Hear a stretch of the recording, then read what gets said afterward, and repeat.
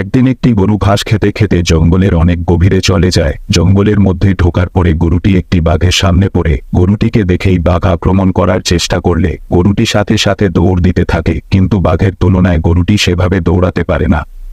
গরুটি আর দিশা না পেয়ে সামনে একটি পুকুরের মধ্যে ঝাঁপ দিল। পুকুরটি মাত্র কয়েকদিন হয়েছে পানি শুকিয়েছে, পানি শুকিয়ে কাদা এখনো শুকায়নি। বাঘটিও কিছু না ভেবে গরুটির সাথে পুকুরে ঝাঁপ দিল। বাঘ এবং গরু দুজনেই কাদার মধ্যে গলা অবধি আটকে গেল।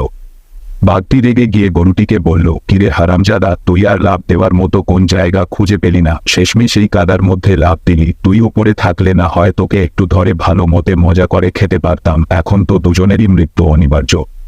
গরুটি হেসে বাঘটিকে বলল, আচ্ছা বলো তো, তোমার কি মালিক আছে? বাঘটি রেগে বলল, এই বেটা, আমার আবার মালিক কিসের? আমি নিজেই তো বনের রাজা, আমার আবার মালিক আসবে কোথা থেকে? গরুটি বাঘটিকে বলল, তুমি তো এখানেই দুর্বল, তোমার কোনো মালিক নেই, তুমি এই বনের মালিক।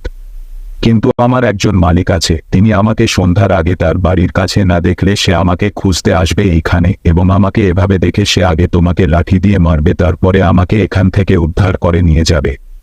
বাঘটি গরুটির কথা শুনে বড় বড় চোখ করে তাকিয়ে থাকা ছাড়া আর কিছুই যে করার ছিল না। সন্ধ্যা হওয়ার আগেই মালিক ঠিকই গরুটিকে খুঁজতে খুঁজতে এখানে চলে আসলো। বাঘটিকে প্রথমে পিটিয়ে মারল এবং গরুটিকে এখান থেকে উদ্ধার করে বাড়িতে নিয়ে গেল।